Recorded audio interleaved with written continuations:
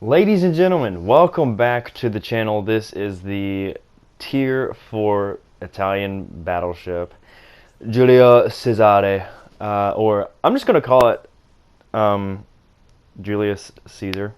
I saw that on one of your comments, Zarkoon, when I watched it. So, we're just going to call this the Caesar. Now, what do I think of the ship? I think it's a lot of fun, and I'm so excited to say this. Before you have to wait for 10 minutes to, maybe get my opinion, I think it's a great ship. I definitely think I would 100% lean towards getting it as a tier 4 premium if you have not. And I'm excited to say that because, I am a community contributor now and I want to be able to sell their products, but if it's like an Abruzzi, I'm going to be honest. So, 100% honest here, the Giulio Cesare or the Caesar is what I'm just going to be calling it, is great. Coming up here, shooting the destroyer. I'm kind of waiting to see if he's going to turn out here so I can get some more, a little bit better broadside here. Don't get the best results, but hey, 3K health on a DD is literally so much. That's like 2 citadels on a battleship. Well, not quite, but it's like 15,000 on a battleship. So, what does this ship bring to the table? It's fast. It is 27 knots with a 640-meter turning circle. This thing feels like a cruiser. It does have a 13-second rudder shift, but for some reason, I feel like this ship plays kind of like, it moves to me like how I play Hipper. It moves so well, and obviously the guns have got to be good to compete at tier 4 because there's a solid amount of competition for battleships like the Nikolai, stuff like that. So the guns have got to be punchy. They have 320 millimeter, so I think they're in a good spot. One, because the biggest thing about the Italian battleships, just like the Roma, is the shell velocity is crazy. So that's going to basically help your pin a lot. And I am not using. I'm using Ravel as the captain, obviously, because it's the only that's the only battleship captain. He's actually only level 9. I didn't have the promotion orders to really, get him up there. Load the AG here, expecting this guy to come around, and watch this shot here. We don't have any sound effects, but I will add my own here. And I figured it was off, but whack! I completely missed. For some reason, ever since they added it, the game was kind of weird all yesterday. I was like, some things are just not adding up. Anyways, this guy's gonna go down. We're not in too much trouble, so just kind of skip that last 20 seconds there. We're using Ravel as the captain. I am not using the skill on the second row that increases the fuse timer. I think I actually used it in one of my games, and I was overpinning so many cruisers, and I was like, you know what? The guns are punchy enough with the shell velocity alone and the reload. I'm going to be fine. You see a nice broadside shot there. No citadels, but still good consistent damage. I have found that at tier 4 there's a lot of cruisers that sail around, and to really have a good game you want to be having those devastating strikes to get them off the board as quickly as possible. So this was actually funny story, this is actually my first game in the ship, so I was literally just trying to play it kind of like a solid battleship. Nothing crazy. I don't really know what it's strong at. We're just kind of trying to play it smart. Angle, not so broadside, all that kind of stuff. We're getting really consistent damage here. This version might be kind of wonky because obviously there is no flammable cannoneer on Ravel, so there is no accuracy commander. This is just with Cunningham. If I did have level 11, I would put Kedrov on here as well, so I'd be rocking Kedrov and Cunningham as my inspirations. I definitely think Cunningham and Kedrov are some of the strongest picks for a battleship inspiration. because obviously dispersion is always very, very nice. I love dispersion on my cruisers, and with battleships even more so. You need to make those salvos count. So this is basically target practice, so this is kind of nice for me. And back to Kedrov, one of your biggest gimps as a battleship is going to be your reload and your turret traverse.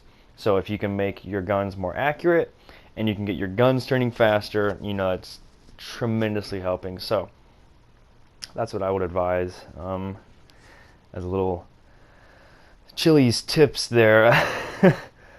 Anyways, we're going to be finishing off this California here, moving into the sea cap. And honestly, I was like, okay, cool. Like this game is over.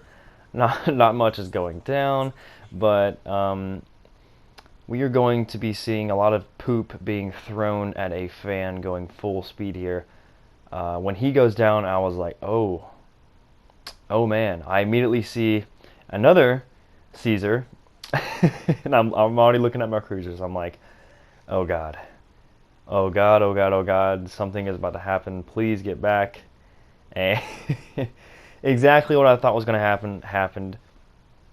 The biggest thing that I think this thing struggles with is it is pretty squishy. I have had times where, angling no matter what, you are going to be taking some damage, but I just think that it's so maneuverable, it's so agile, the reload is solid, the guns are very good. It's just a really, really, really good all-rounded battleship. And it's such a nice breath of fresh air for me, because at tier 4 almost every single battleship is going to be going like maximum 20 knots. They're very slow, they're very sluggish, they have a long reload, and this is such a nice change of pace. Obviously the Congo on the Japanese line is similar, but in my opinion Caesar is way better. So yeah, we're going to be moving into B here, and this is going to be quite a difficult situation, and I'm really glad I decided to do this, because I was thinking, okay, I'm going to have to do a lot of work here. Obviously there's a lot of targets to take care of, and we're going to take the last little cheeky shot over the island there, and every amount of damage is going to help as well. And also for this commander build, I could have spec'd the brawler perk to maybe, you lose range, but obviously a tier 4, like, range isn't the most important thing ever. Choosing the brawler perk at tier 7 is suicide, but here you can get away with it, I think, and I started using it after this game. You can get the reload down to, I think, like 26 seconds, something like that, with the brawler perk on Ravel, so that was actually super nice, and I've been loving that build. This was without it. So we switched to high explosive because there is a Koenig coming, and Koenig is a very resilient battleship at tier 4. Oh my lord, you can shoot at this thing all day. AP, broadside, past 10 kilometers, sometimes with the dispersion, it's like, man, there is no idea like what kind of results you're going to get.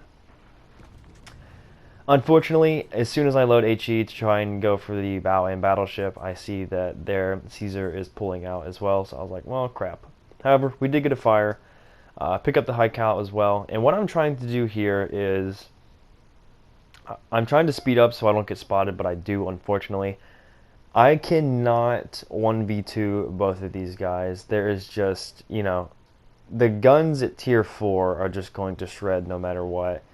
So I'm trying to make it to where I can get in 2 separate 1v1 fights.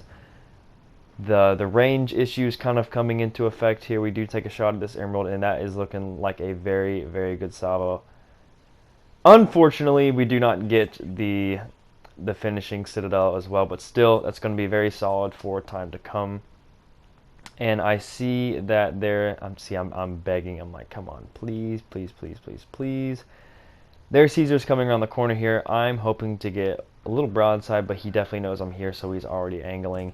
I'm already increasing my angle away from him because I do not want to get a broadside from him as well, because it's very scary facing the same ship, because you when you when you see what it can do to other people, it's like, oh man, he's on the other side, like, I know what I can do to you, and you're like, oh god, please don't.